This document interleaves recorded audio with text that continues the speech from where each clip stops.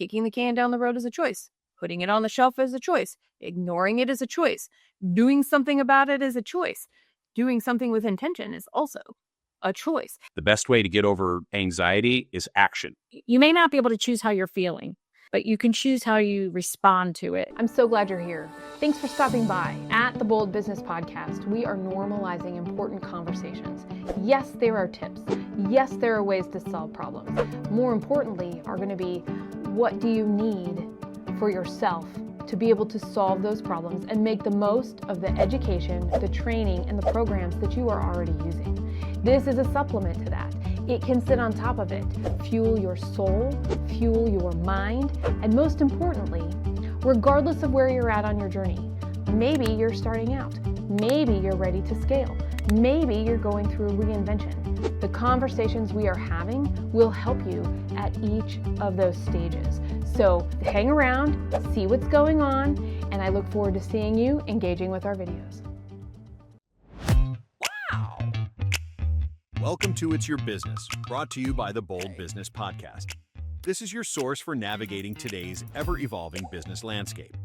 In this program, Jess, Christy, and Dean share the realities of current business challenges and triumphs. Get ready to lead with depth, understanding, and achievement. You are here. We are here. It's Your Business, brought to you by the Bold Business Podcast. We are talking about what it means to navigate today's ever-evolving business landscape. We are your go-to choice and source. I'm your host, Jess Dewell, and I can't wait to introduce you. You already know them, Dean and Christy. We're going to all talk to each other, talk to you in just a moment. I'm just going to set the stage. Today, we are talking about what it means to empower you to be assertive, to be dynamic in this world of change. And let me tell you, today, we're talking about shaping tomorrow today. This conversation is about the long game. Can we embrace it and claim it and decide what we want to do to make tomorrow's reality more and more possible with the actions that we are taking today, specifically regarding standing out in the marketplace, delivering on our distinctive qualities, and making sure that we're memorable and profitable. I'm super excited to have all of us introduce ourselves. Christy, Dean, yay! Yay! Christy Maxfield, Purpose First Advisors. We work with business owners to increase profitability and build businesses that are transferable. And Dean Barta from Barta Business Group. We service small businesses with bookkeeping, controller level, and fractional CF experiences so that we can help businesses grow and thrive. I'm Jess Dewell with Red Direction, and we're growing businesses that want to be in business not only today, not only tomorrow, 5 and 10 years from now, and what it takes to be relevant to do that. And I'm excited to be that growth advisor and that strategic partner for companies that are growth oriented. All right, this topic that we're talking about today, Christy and Dean, shaping tomorrow today, what this means for a long game. Oh, we should tell people what those are. We're going to talk about catalysts and constraints to spur change. We're going to talk about knowing the pulse of your business and committing to it. And we're going to talk about using your vision and how that is a tool that will help you in your positioning over time. All right. So with that, I did have this random question about what does, like, the shape of this whole conversation, the shape of tomorrow today, what does this actually mean to you? Yeah, I think I've mentioned it on other podcasts as well. What we do today is what shapes tomorrow. The old adage is what we have the most control over is the present. What we're doing day by day, moment by moment as business owners is crucial to where we want to be 90 days from now, 180 days from now, or years from now. And I think that it really comes down to change is a constant. And that's one of those trite things that we say to each other, but in fact, it is true. And the better we can manage change and understand the transitions it requires for people to not only let go of what they used to do, but be able to embrace what they need to do moving forward.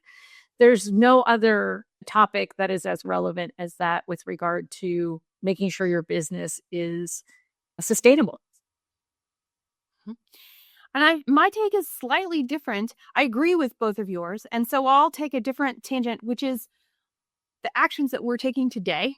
The ones that we are focused on are incredibly important and intentional. When we're intentional now, we're shaping what opportunities we have in the future. So when I think about tomorrow, today, it's, am I claiming the right work right now? Am I doing the work that makes sure we have the best options available to us in the future? Because we may think we know what they are, but we also may not know what those are. And so that's the lens that I can bring to this conversation too. So I'm really glad that we have that. How about if you start us off with this concept of, right, catalysts and constraints and using them to spur change? Yeah, I think day by day and week by week, I encounter, am I being a catalyst for change? Basically, am I in the way? So it's really, for me, it's focusing on what is like what you mentioned, Jess, is what's the intentional movement that is, but I also look at the return on investment. Sometimes I won't know the return until 90 days from now, but is it in the best interest of being the catalyst for change and not just sitting there in anxiety land, if you will?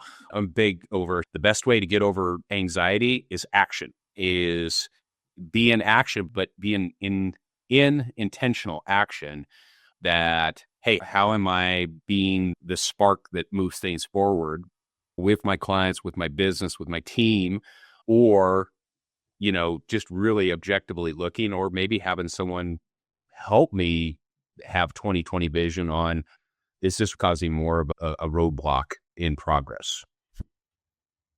I read a stat recently that innovation, it drives this concept of external performance, and 50% more likely are companies able to outperform their competitors financially. Isn't that an amazing thing to think about when we think about innovation? And if we think about catalyst and constraint as a way to get creative, as a way to reduce and increase opportunities to simplify and find novel new ways of doing things. And when we look at what creates a catalyst or a constraint, it can be external. It can be a self-imposed expectation around innovation. It can also be something that necessitates that we do work differently simply because there's no other choice. The only path forward is to do it differently.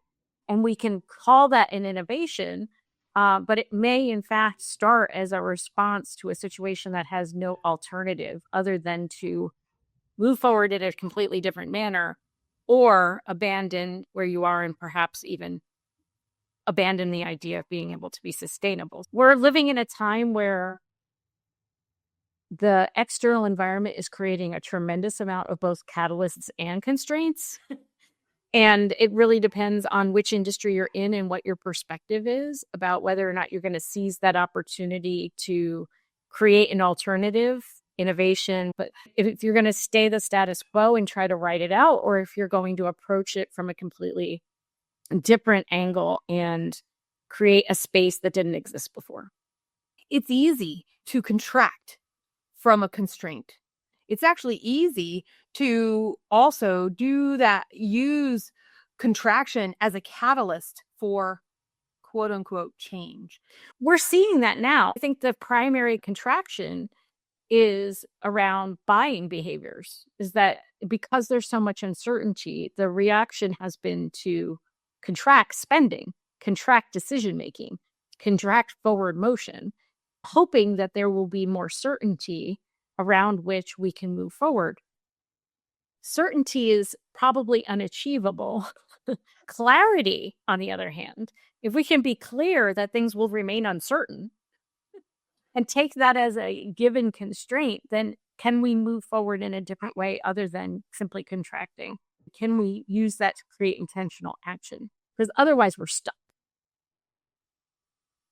Yeah. I mean, just the tapping into the motivation, and like you mentioned too, Jess, is innovation. I think it goes back to what I mentioned about just being in action and in intentional action.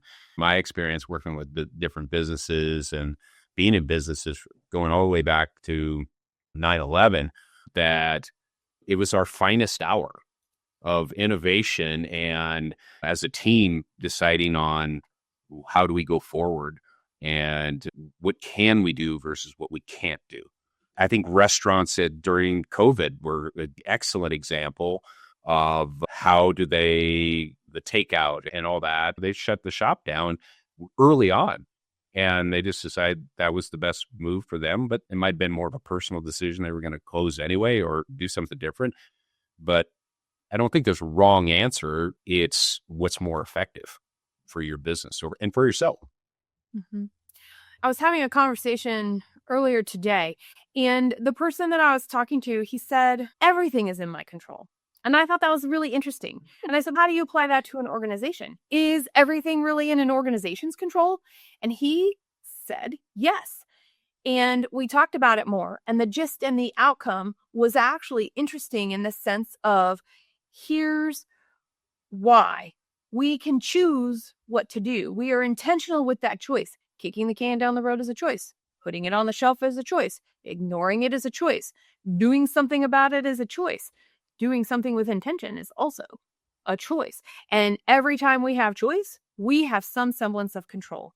Even if it seems that it's bad or worse. Even if it seems if it's not quite good and neutral. We get to understand. And how cool is it that then taking this concept of where do we want to be going? What is exciting to us? What do we still have to look forward to amidst all of whatever else might be going on? And then choosing, this is the best action right now. And I think that also takes into account the fact that, yes, you can choose how you want to show up, right? You can choose how you're you may not be able to choose how you're feeling about the catalyst or the constraint, but you can choose how you respond to it, how you decide to take that information and what it means to you. Most people aren't that self-aware. And so the more we can do to help business owners increase their self-awareness about why they're reacting the way they do, and then be able to step back and actually say, that's comfortable for me as an individual to step back, to contract, to hesitate, to not take action. But is that what's best for my business? And can those two things be different? Can my personal reaction might be, I'm going to spend less at home and I'm going to watch my budget and I'm going to save more money. But can I bring a different mindset to my business where, in fact, I might be called upon to deploy resources more aggressively to take advantage of an opportunity that this uncertainty has created in the market, where I'm taking a greater risk because there is so much uncertainty, but I also know that there's a higher cost to inaction. So that level of self-awareness, I think, can be very challenging for anyone, but most certainly if there's a way that you as an owner respond in your personal life that may or may not be helping you in your business decisions. Share your thoughts and questions in the comments below. I thrive on your feedback and engagement.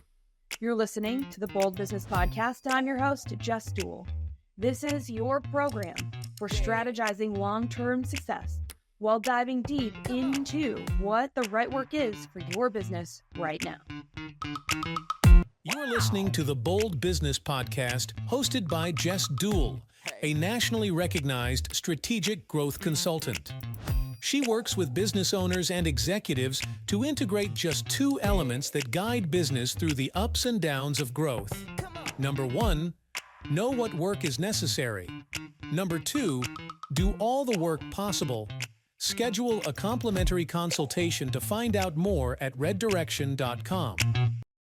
You're listening to It's Your Business with Christy Maxfield, Dean Barta, and myself, Jess Dewell. And we're talking about the advisor's role in industry transformation. I think accountability is a little bit of taking responsibility. And if we can all agree that if we're going to take responsibility for the actions and the choices that we've made, whether we were aware or not, whether we're becoming aware, whether we're having a good day or a triggered day, because we get to do that as being human. So what do we do next? And accountability is a little bit of that.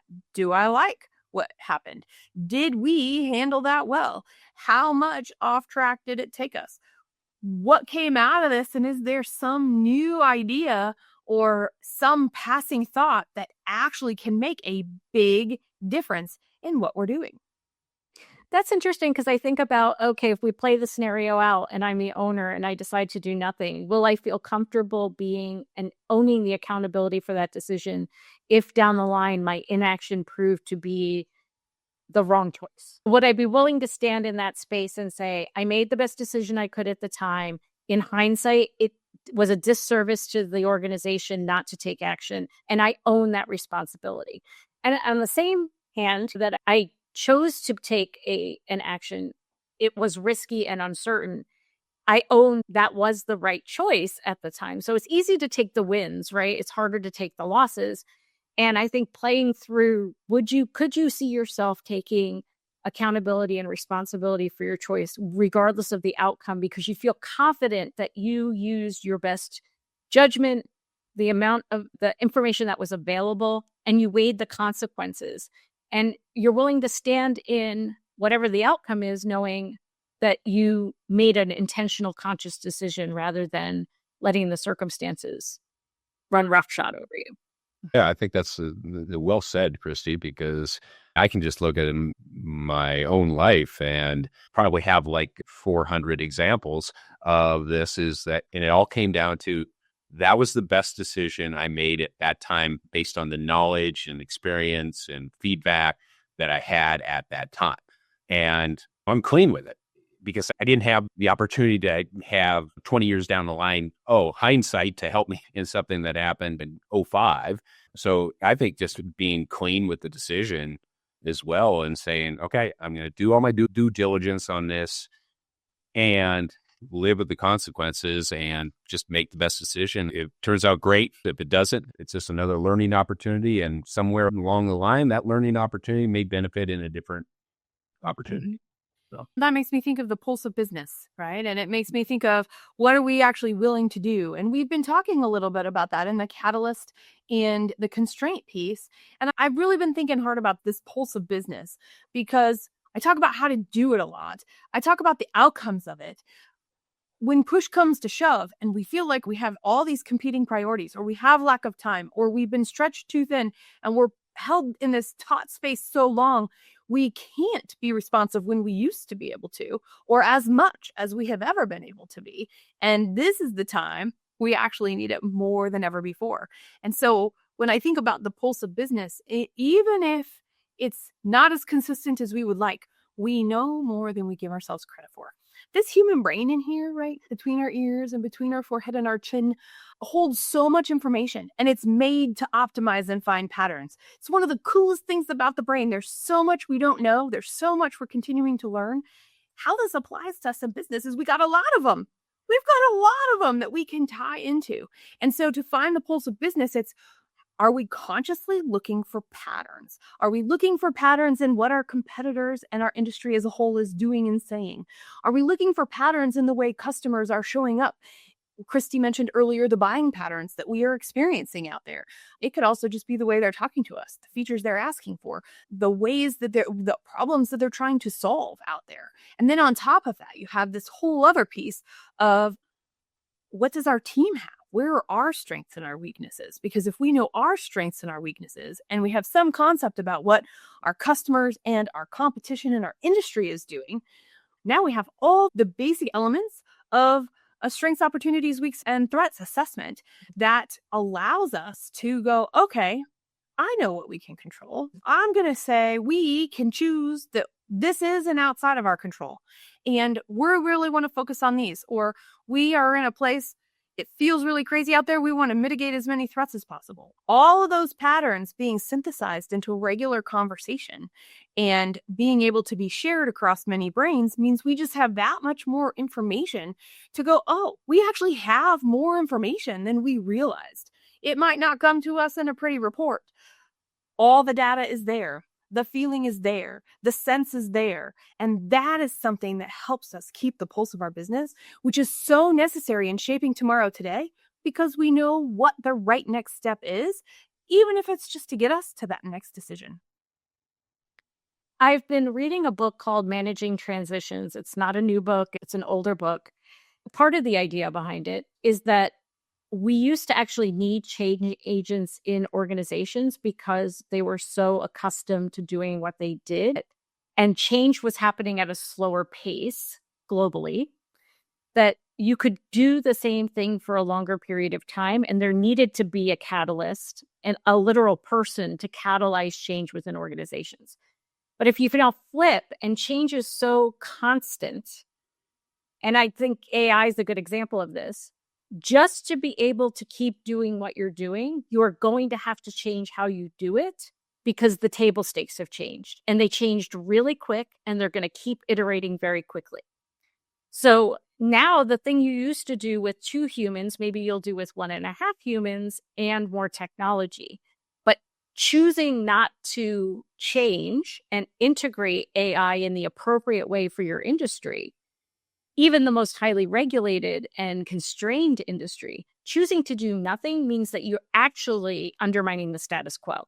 So if your whole goal is just to keep things the same way they are, you actually have to change in order to keep things the same. It makes complete sense. And it's counterintuitive, and it's the reality. So for everybody out there who's, I don't want to innovate, I don't want to be on the bleeding edge of my industry, I don't want to be an industry leader who's bucking the trend, great. You don't have to do any of those things, but you still need to change because the way we do business is so rapidly evolving that just to stay the same, you have to do something different. And that's like 52% of Fortune 500 companies have either gone bankrupt, been acquired, or ceased to exist because of a lack of innovation. This came from the Wild News reference, the Wild Newsletter, and it's historical Fortune 500 company data. Kodak, Blockbuster, you name it. And one of the things I think about as far as the pulse or just innovation is I draw from different industries. So I can learn something that's being innovative in a certain industry and apply it to a separate industry. When I was in the travel industry, I'd pull it from other service-based businesses. It doesn't have to be within the same ecosystem of the industry. You can learn a lot from, you name it, whatever your business might be. I'm going to pull some gold nugget from some other industry that's doing innovative things. It's an opportunity to, because I think it just sucks not just to stay in one place. And maybe it's just I've been a business long enough. I'm just kidding. The uncertainty is the norm. And that's not easy for a lot of people. And some days it's not easy for me either. What I also think is interesting about what you were talking about is that the innovation, whatever that innovation is, can come from a variety of different sources. And so, again, what's motivating the decision to do things differently? And those companies that you cited, the companies that no longer exist or exist in a very different way, shape, or form than when they were at the height of their prowess, a lot of times they had change initiatives. They had change agents. They had change plans. They had blueprints. They knew what they wanted to be and how they wanted to get there, and they never executed. The inertia of managing the process of change, the actual transition that has to occur. I quote my new favorite book of Managing Transitions, this idea that when we do something different, we have to first say goodbye to the thing that we did or the way that we did it. And so there's an ending, and endings have feelings associated with them. And some people will hang on longer than others to the ending because it's what they know and it's comfortable. And then we enter this neutral zone where things are neither the same as they used to be, but they're also not fully changed yet. And we haven't fully adopted the new way of doing something. And it's only after we've done that we can embrace new beginnings and we can create a new way of doing the things we've done. So I would also look at just like execution from a pure, you need to go do this and you need to go do that, but also execution from the standpoint of understanding that the emotional transition from ending to neutral zone to new beginning, this author would argue, is the neglected piece of the change activity. And because we neglect it, we are unable to get the full outcome of what has to happen. And it takes longer and it fails and we have to redo and we have to put more resources in. Because quite frankly, we think that the managing the emotional piece of endings and beginnings is a waste of time and slows us down. But in fact, not managing it actually costs us more in the long run. Absolutely. That's really interesting. It makes me think of the good, bad, the ugly, and the pretty. To your point that you said earlier, Christy, where you were like, we're really good at claiming the wins, but we're not really good at claiming the other. It's hard to say I made a decision and it didn't pan out. And I got new information along the way and we decided to do something different. You get accused of whiplash or not having a clear eye on what you're trying to do and not being focused. But sometimes you're just working with incomplete information and making a decision that may appear out of the norm because your competitors aren't doing it or your peers aren't doing it. Right now, what would look outside the norm is anyone who's making consistent buying decisions and investing money in their business to grow their business and to be positioned for whatever comes next. They're actually the exception to the rule right now. They look odd to other people, which means that they're probably doing something that is either going to win big or lose big, and they're willing to take the chance. So I have a question for both of you. And this is about what we do, right? We're all advisors in different ways to companies. And when we think about keeping the pulse of the business, that is something that I know I've always thought about having an external person, whether that's informal or formal, for your business. I want to know, how do you as an advisor show up to help a company keep the pulse of their business? I ask a lot of questions, even though me and my team have experienced a lot of different industries, a lot of different situations. Every single entity is different, and it's a learning opportunity for me. But a lot of it is asking the questions about so that the realization about how that organization can get closer to the pulse of their company is theirs and not mine.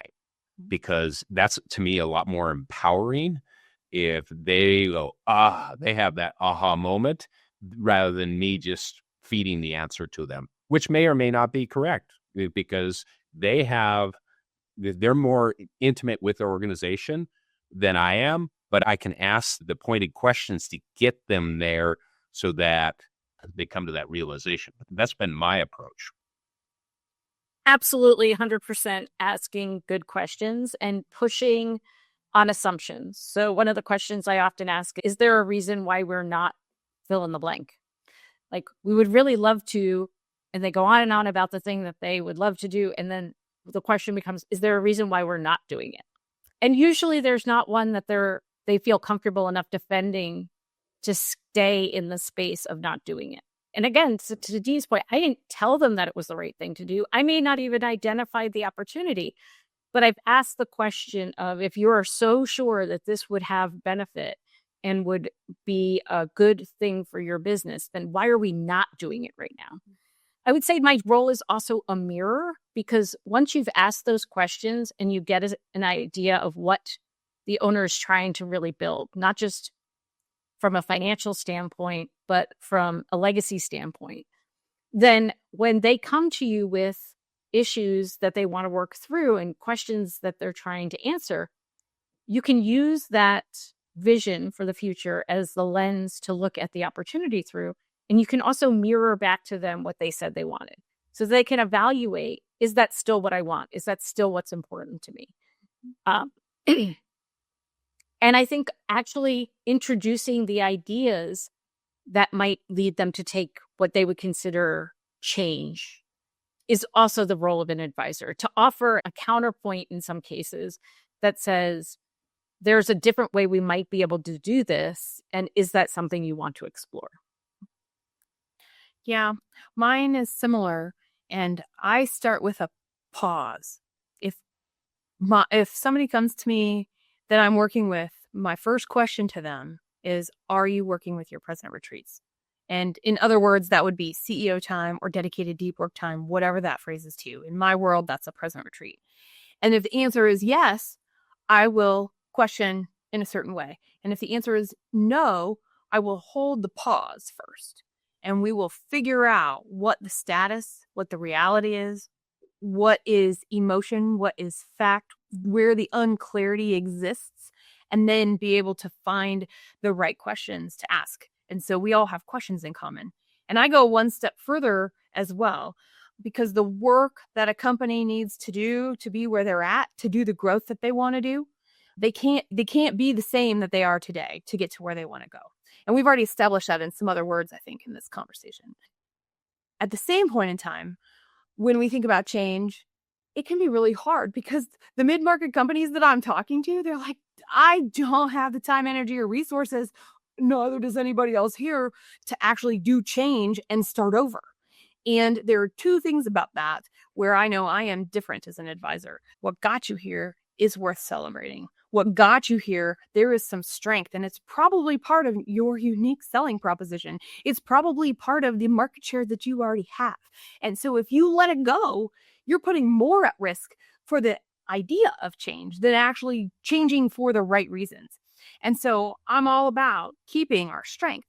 As advisors, we often help people find their train of thought and are very pleased when others indulge the fact that our trains can get off the track too. Totally and completely. That's exactly right. It is about being consistent in the time that we are taking, because we can't give ourselves the time to check the pulse of our business, to figure out what questions are the right questions to ask, because there's a lot of questions we can ask, but we want to ask the ones that we need right now to do that growth and to stick through that over time and be willing to allow them to change. But if we don't pause, if we don't take our present retreat, if we don't really evaluate what we've got going in our business and understand our priorities on a week-to-week basis, it gets a real hard, real quick to know what actually is the catalyst or the constraint we might be working with. It's interesting you say that, because one of my most recent clients is a veterinarian and they're working on improving profitability. And they're up against big firms, PE-backed veterinary establishments, so have a lot of money they can throw at marketing and a lot of money they can do for patient acquisition. And so it goes back to what are the fundamentals that we need to make sure are running optimally. And we identified a lot. And they actually embraced working on a lot of things simultaneously. They also have a really great clinic software that gives them all sorts of data points. And they shared some of those reports with me. And my question back to them is, when you look at this report, what does it tell you? And they're like, I don't really know. And so really understanding the bottom of the report, there were pie charts and graphs and all sorts of things and seemingly interesting information, but not necessarily actionable information. And then there was a bunch of like miscellaneous KPIs at the end. And so I asked them today, I want you to review the KPIs. They're in there because this is an industry software and the industry has said these are things worth paying attention to. What I want you to ask yourself is, for your clinic, which of these would make the most sense to pay attention to move the dial on profitability? And really focus on that, because if we're trying to monitor all of them, we can't. If we're trying to change behaviors around all of them, we can't. But we know what success would look like making progress towards improved profitability for X% to Y%. And so if we choose a KPI that we think has the greatest potential, if we put time and energy and tactics around it, then we can measure whether or not what we're doing is getting us the outcome we want. And that's what I like about that approach too, is sometimes the best solution is the simplest solution, because you can look at, there's all these different options or reports or whatever. And when sometimes it's just one report or two reports, or, hey, let's just go out and have a better personal connection with our clients. To me, personal connection, you never go wrong with it, really. And especially in this day and age of lots of options and drive-by relationships, let's say. Keeping it simple, I think, is one of the big keys. And relating back to what Jess is talking about, the pulse. Hey, just check your pulse right now. Are you checking breathing and all at the same time? No, you're just checking your pulse. You're keeping it simple. It's okay. That's what my heart rate is right now. You are listening to It's Your Business, brought to you by the Bold Business Podcast. Like what you're hearing? Share it with a friend. Like what you're hearing? Subscribe or follow so that you can see us each time we do one of these things. I love doing this as a trio because to be bold requires outside sets of eyes. To be bold means, can you think new and differently? And I'm your host, Jess Dewell with Red Direction, and with me is Christy Maxfield with Purpose First Advisors. We help business owners build profitable and transferable businesses. And Dean at Barta Business Group, from fractional CFO to controller to bookkeeping for small businesses. Make sure that you leave a comment, share your conversation, because it's through our conversations together outside of this that you are listening and watching to that actually make the change happen, that spark what we can do so that we can continue to act boldly. Okay, so far, why now? We're talking about this now because our actions today impact the future. And when we are faced with high stress, uncertainty, it makes it harder to take action, yet the actions then almost matter more. So can we take a step back? Can we look so that we can make sure we are moving forward? We are looking strategically at our marketplace positioning, at the distinctive qualities that we have within our organizations to help us connect with, continue to serve, and adapt with our changing buyer expectations. So far, Dean led the conversation about catalysts and constraints that spur change.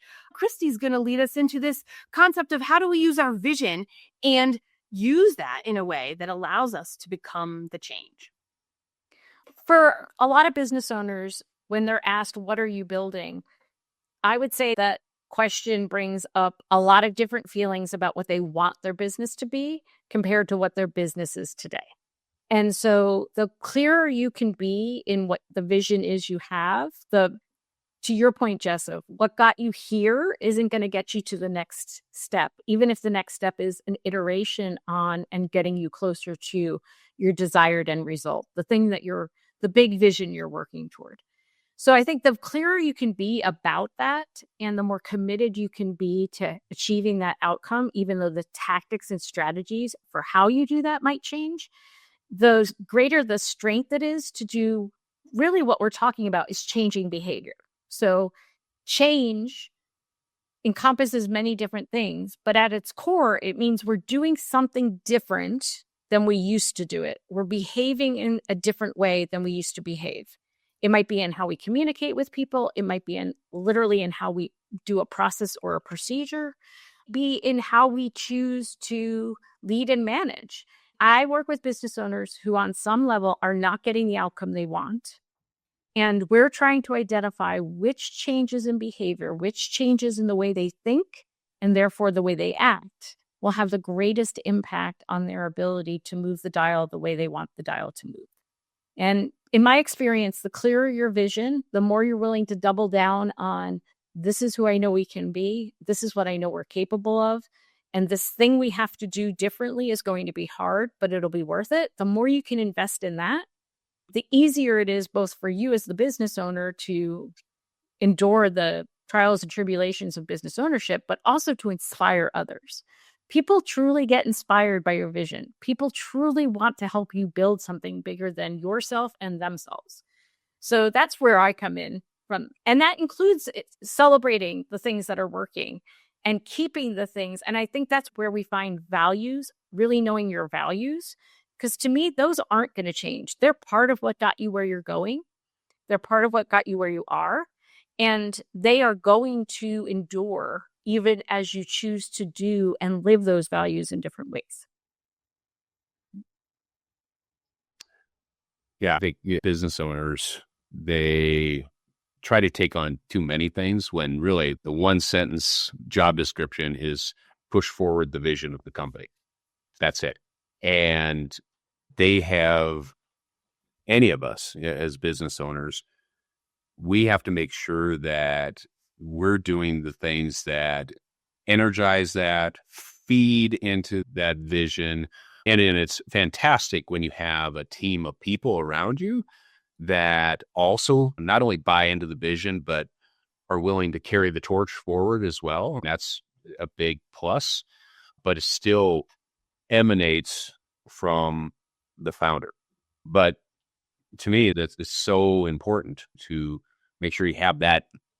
It's the internal drive, but it's something that almost in some ways can pull me when I don't want to be pulled. There's a higher calling out there that's pulling me in that direction, and to stay in touch with that. Makes a lot of sense. I think about energy management in what both of you have been sharing, because if we don't, as the torchbearers, as that vision holder, as the one who's setting, adjusting, and changing and doubling down on what's going on in our organization at any point in time, we need to work on our energy too. We need to make sure that we have enough energy to remove those obstacles, to hold the space for others to do the same safely and in an excited way. And as I was listening to both of you, two books came to mind. The first is In Search of Excellence, and the second is Great Boss, Dead Boss. So In Search of Excellence in relationship to the vision is, especially when we're looking for internal change agents, we might have them already. Are we willing to look for them, and are we fostering them? And both of the books that I mentioned talk about how do you work with these internal change agents that are already there. They care. They're on the front lines. They see these patterns. And can we recognize, going back to some of the other parts of the conversation, bring those thoughts in, bring those approaches in and say, hey, there's actually something here. They're seeing something. What is it exactly? Is there potential to unlock right here? And that's one of the things I loved about In Search of Excellence. Now, the flip side of that, it was written so long ago. By the way, still great, still really important. To Dean's point and Christy's point earlier, a lot of the organizations listed in that book as part of the research don't exist anymore because they couldn't maintain the change over time and keep that excellence in place. They were hoping it would just stay, and it didn't, and they forgot to foster it in some way. And that's where Great Boss, Dead Boss is very interesting, because in that book, they actually reference In Search of Excellence, which I thought was quite crazy and interesting. And so can we have the different groups work together, or are each of those different groups accidentally eroding each other's effort? And if we've got that internal erosion for this long-term change, it doesn't matter what the external change may or may not be. It matters what we can do internally and making sure that everybody's unified. And so then it comes back to all of the amazing, interesting pieces that Dean and Christy were just sharing. Is what I'm taking away of, hey, what can we do? How can we show up? And can we claim? And can we allow? And can we expand in such a way that we are able to take what we need and leave what we don't, so that we can have what we want to be doing to make sure we're on vision and the actions that we're taking today align to where we want to be going. And it feels easy. It's actually not easy. I don't know what you two think, but I don't think it's not easy. And I think what we have to remember is, like you touched upon, the idea that you're taking people through the process and the journey. You're inspiring them with the vision. And you're giving them the opportunity. You mentioned earlier, Jess, that find the change agents and cultivate them in your business. Find the people who feel energized and inspired by that change. What we're really saying is, for everyone in your organization, because there are most definitely people who do not feel energized by the change. What our job is as leaders, our job is as owners, is to manage the experience of the change for them. And because we already put as little energy, typically, into managing and leading people as we possibly can, right? We want self-starters, we want independent thinkers, we want people who take charge, we want people who ask for forgiveness, not permission, right? We really want people to take the work and go. And every organization I work with, every owner I work with, whether it's 2 people or 25 people or 250 people, by undervaluing and under-resourcing in terms of time, the amount of effort you need to put into working with and caring for the people who actually do the work, that's the part that's holding us back. It's not that you have to spend a lot of time managing them that's slowing you down. It's the fact that you are not spending a lot of time managing them that is slowing you down. Because how they experience the change, how they experience what it's going to take to get from where they are to fulfill the vision they have bought into, that experience matters. And if they are not having a good experience, that will shut down your ability to move forward. So I think in some ways we're curating. Yes, we should identify those individuals and we should maximize their capacity to advance change from where they are in the organization. And I think we also have to acknowledge that unless we are very intentional about how we manage the change experience, we're going to see setbacks and it's going to go slower and be more painful than we would like it to be. Okay, I want to know, what has your biggest takeaway been from today? My biggest takeaway is that change is required simply to keep things the same. And I would say mine is really keeping things simple and innovative. And you can do that without a whole lot of complexity. But the key is really moving forward with whatever direction you have. And it's okay. Don't be too tight about the results. Just make the best decision you can in the moment. And I think my biggest takeaway in our conversation, the thing that stuck with me most, is looking outside the norm. That is where a lot of magic exists, and that is where a lot of the best questions will come from, and that is where a lot of the opportunity to reflect and make the next best choice will emerge. You're listening to It's Your Business, brought to you by the Bold Business Podcast. Until next time.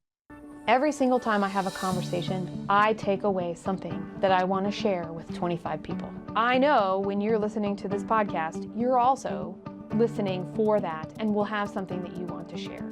In the comments, I would like for you to engage with us. What is that thing that you want to tell 25 people from this program? Here's why it's important. It's important because, yeah, there are going to be how-tos. Yes, there are going to be steps. Yes, you're going to be like, oh, I wish I wrote that down. I wish I wasn't doing this and I could actually take action on that right now. But guess what? You're not. So engage right now, because that one thing you want to share with others will be the thing that you can figure out how to incorporate in your business, in your workflow, in your style tomorrow. Wow! Jess hosts the Bold Business Podcast to provide insights for building a resilient, profitable business by deeply understanding your growth strategy, ensuring market relevance and your company's future. It is bold to deeply understand your growth strategy with your host, Jess Dewell. Get more information about how to drive solutions and reset your growth mindset at reddirection.com. Thank you for joining us, and special thanks to our post-production team at The Scott Treatment.